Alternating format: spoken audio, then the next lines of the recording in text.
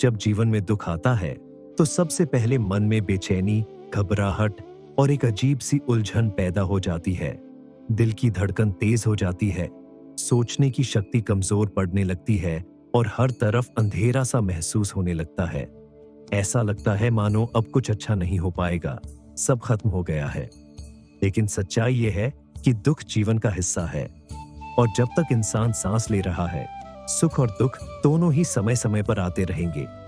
फर्क सिर्फ इतना है कि जो व्यक्ति दुख के समय खुद को संभालना सीख लेता है, वही जीवन में स्थिर और सच्चा सुख पा सकता है।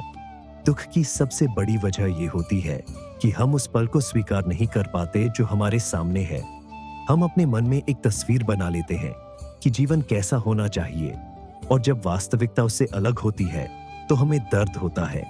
लेकिन अगर हम ये समझ ले कि जीवन हमेशा हमारी इच्छाओं के अनुसार नहीं चलता, बल्कि उसका अपना प्रवाह है, तो हम दुख में भी शांत रह सकते हैं। जैसे नदी में पानी कभी तेज बहता है, कभी धीमा, लेकिन नदी रुकती नहीं, वैसे ही जीवन भी चलता रहता है। हमें सीखना है कि कैसे इस बहाव के साथ चलना है, बिना इसके खिलाफ लड़ने के।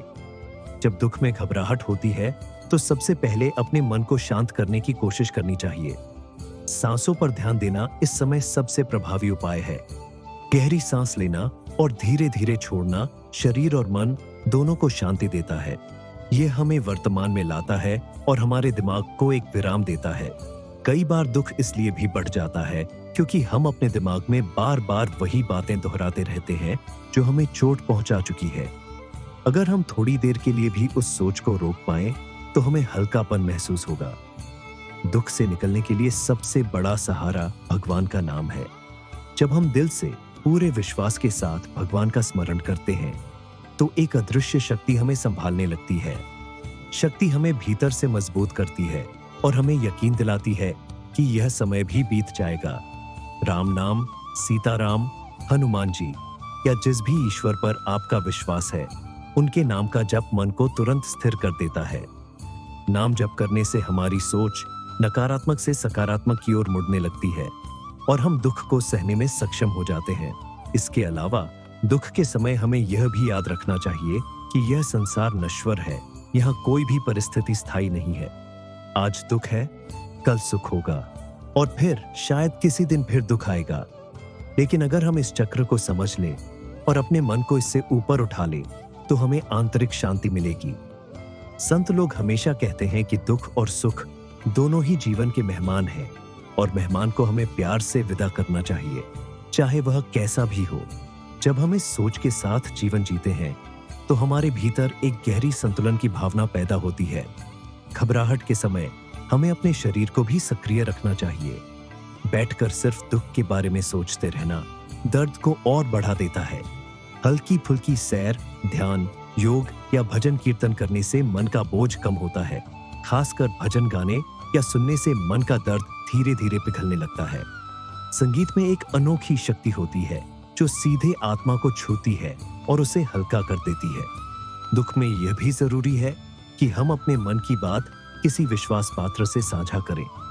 कई बार हम अंदर ही अंदर सब सहते रहते हैं, जिससे घबराहट और बढ़ जाती है। लेकिन जब हम अपने दिल का बोझ किसी ऐसे व्यक्ति के सामने रख देते हैं जो हमें समझता है, तो मन हल्का हो जाता है। यह जरूरी नहीं कि वह कोई बड़ा समाधान दे, बस उसका सुनना ही हमारे लिए राहत का कारण बन सकता है। एक और महत्वपूर्ण बात यह है कि दुख के समय अपने मन को कृतज्ञता की भावना से भरने की कोशिश करें। यह मुश्किल लगता है, लेकिन संभव है। सोचिए, चाहे परिस्थिति कितनी भी कठिन क्यों न हो, आपके जीवन में अभी भी कुछ न कुछ ऐसा है जिसके लिए आप आभारी हो सकते हैं। आपकी सांसें, आपका शरीर, आपके प्रियजन, प्रकृति, भोजन, आश्रय। जब हम इन चीजों पर ध्यान देते हैं, तो हमें एहसास होता है कि जीवन पूरी तरह अंधकारमय नहीं है। ध्यान साधना भी दुख के समय बहुत मदद करती है। जब हम कुछ समय चुपचाप बैठकर अपने भीतर झांकते हैं, तो हमें ये समझ में आता है कि दुख सिर्फ एक अनुभव है, हमारी पूरी पहचान नहीं। हम उससे बड़े हैं। जैसे आकाश में बादल आते और जाते हैं, वैसे ही दुख भी आता और चला जाता है। लेकिन आकाश यानी हमारी आत्मा स्थिर रहती है। दुख से मुक्ति का असली मार्ग हमारे दृष्टिकोण में छुपा है। अगर हम दुख को एक सजा या अभिशाप समझेंगे तो ये हमें तोड़ देगा, लेकिन अगर हम इसे एक शिक्षा, एक अवसर और भगवान की योजना का हिस्सा समझेंगे तो यह हमें मजबूत बना देगा। इतिहास गवाह है कि जिन लोगों ने अपने दुख को सही दृष्टि से देखा वही आगे चलकर दुनिया के लिए प्रेरणा बने।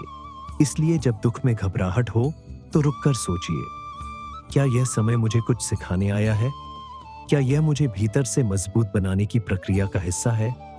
और क्या भगवान ने मेरे लिए इससे बेहतर कुछ सोच रखा है जो अभी मुझे नहीं दिख रहा? जब आप इस तरह से सोचते हैं तो दुख भी आपको आगे बढ़ाने का काम करने लगता है। आखिर में सुखी होने का असली राज बाहरी परिस्थितियों में नहीं बल्कि हमारे भीतर है। अगर हमारा मन स्थिर है, संतुलित है, तो बाहरी तूफान भी हमें ज्यादा हिला नहीं सकते। और यह स्थिरता तभी आती है जब हम भगवान पर पूरा भरोसा रखते हैं, उनका नाम लेते हैं और जीवन को जैसा है वैसे स्वीकार करते हैं। सुख और दुख दोनों को समान दृष्टि से देखना ही असली सुख का मार्ग है, क्योंकि जब मन स्थिर होता है तो संसार की कोई भी शक्ति हमें दुखी नहीं कर सकती। जब हम अपने जीवन में दुख को एक मार्गदर्शक की तरह अपनाते हैं तो यह हमें खुद से मिलवाता है। ये हमारे भीतर छिपी हुई ताकत, धैर्य और करुणा को बाहर लाता है। समय के साथ हमें यह समझ में आने लगता है कि दुख एक पुल है जो हमें गहरी समझ और आंतरिक शांति की ओर ले जाता है। सुखी रहने का अर्थ यह नहीं है कि हमारे जीवन में कभी दुख नहीं आएगा, बल्कि यह है कि जब दुख आए तब भी हमारा मन प्रेम, विश्वास और आशा से भरा रहे। यह तभी संभव है जब हम अपनी आत्मा को भगवान से जोड़ ले और अपने हर अनुभव को उनकी योजना का हिस्सा मान ले। इस दृष्टिकोण से देखा जाए तो हर कठिनाई एक अवसर बन जाती है।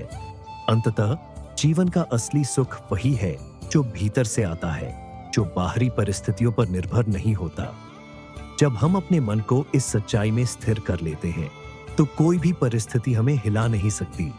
दुख तब भी आएगा, लेकिन वह हमें तोड़ेगा नहीं बल्कि और अधिक मजबूत बनाएगा। अगर आपको ये वीडियो अच्छा लगा हो तो इसे लाइक करें, शेयर करें और हमारे चैनल को सब्सक्राइब करें ताकि आप तक ऐसे ही ज्ञानवर्धक वीडियो आते रहे। जय श्री राम।